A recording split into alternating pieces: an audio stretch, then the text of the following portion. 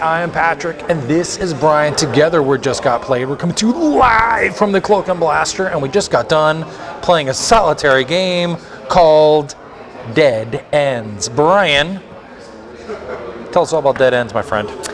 Dead Ends, unlike your split ends, is a interesting game.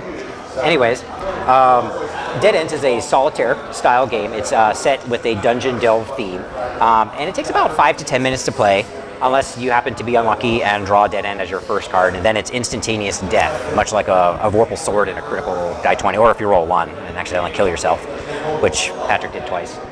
But anyways, in Dead Ends, you start off at the main entrance and you flip over a card, and it's going to present you with a couple of different pathways in there, and some of those paths might say first card, second card, third card. And so if you choose to go the third card path route, you would flip over 2 cards, and then on your third card, that would be the new direction. And so it might either be a single direction or it might be another 2 intersection or something like that. And that helps you mill the deck because you're trying to get through that deck as fast as you can while still leaving your options open. Exactly. The exit card is at the very bottom of the deck. So the faster you can move through the deck, the closer to victory you become, or you'll be.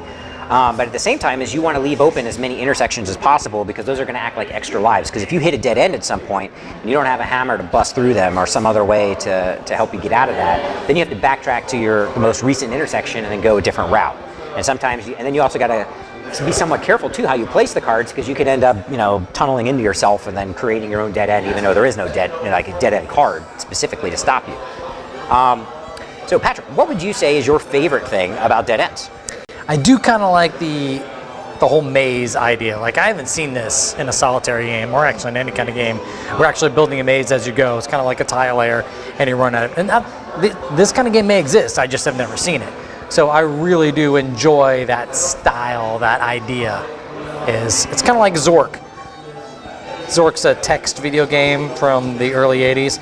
Not like before Atari? Was that like a Commodore? No, not. Yeah, it was binary. No, you had like little 0 and 1 cards, and you're like, yeah, it was a giant punch card you stuck into the machine. No, I wasn't on the original Starship Enterprise. Anyway, no, Zork, check it out. You might like it, but it's kind of a maze building game. I really enjoyed it. And if there was one thing that you really liked about it, the thing that I like best about Dead Ends. Is that comparing it to the other solitaire game, which I'm familiar with, which is just your standard solitaire game that uses a deck of poker cards. Mage Knight? No. Oh. No, just a standard deck of poker cards. Gotcha. That actually takes a while to set up, where you got to put out the number of rows of cards and then build up on a 2, 3. It actually takes 5 minutes to kind of set up a game of solitaire, which you could be done playing Dead Ends within that time that it takes to set up on a traditional solitaire game.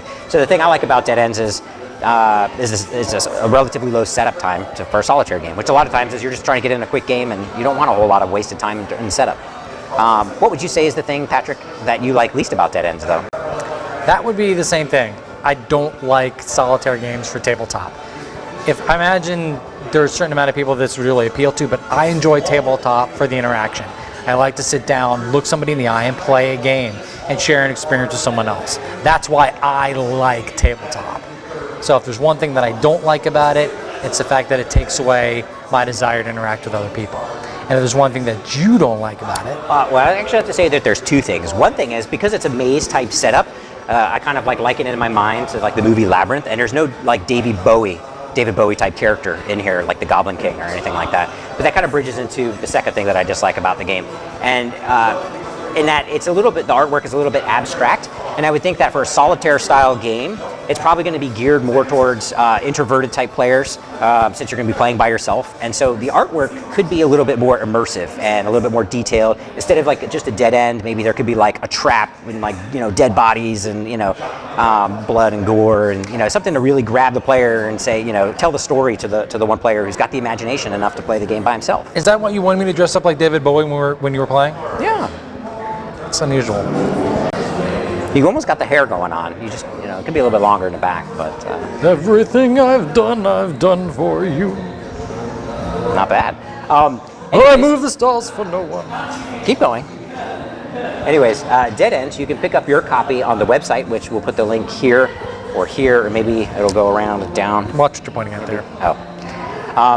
So, again, Dead Ends. I'm Patrick. This is Brian. Together, we just got played. Watch the Atari stuff, man. Why? I'm not ancient. I'm not David Bowie. You knew who David Bowie was. You know who David Bowie was. Yeah, but who hasn't seen Labyrinth? That makes him David Bowie. Why did you make me wear those high heels and do that stuff with the mascara? That's uncomfortable, Brian. A lot of people aren't going to want to watch that. Wow. What kind of production is this?